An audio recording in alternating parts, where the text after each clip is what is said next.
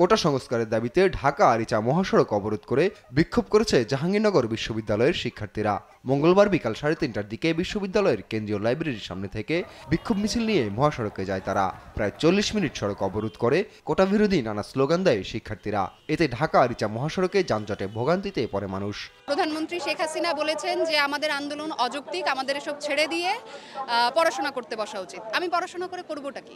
আমাদের এই কর্মসূচি অব্যাহত রাখবো, আমরা রাজপথে অবস্থান থাকবো, আমরা আমাদের দাবি আদায় না অবধি আমরা আসলে লেখাপড়ায় মনোযোগ দিব না। যারা অনগ্রসর জাতিগোষ্ঠী রয়েছেন, যারা প্রতিবন্ধী এবং সুবিধা বঞ্চিত, এদের জন্য কোটা বহাল রাখা যাবে, কিন্তু যে মুক্তিযুদ্ধ কোটা বহাল রাখা হচ্ছে 30 শতাংশ, সেটাকে উইথড্র করতে হবে।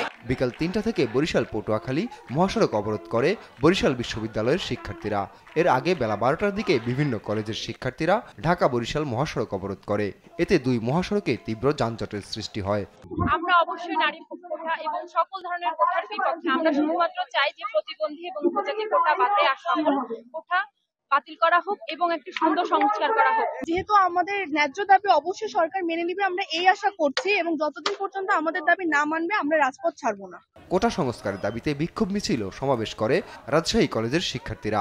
বেলা 11:30টায় কলেজের প্রধান ফটকের সামনে অবস্থান নেয় তারা। কোটা সংস্কারের ঘোষণা না আসা পর্যন্ত রাজপথ না ছাড়ার কথাও জানায় আন্দোলনকারীরা। আপন অপু, নিউজ ডেস্ক, দেশ টিভি।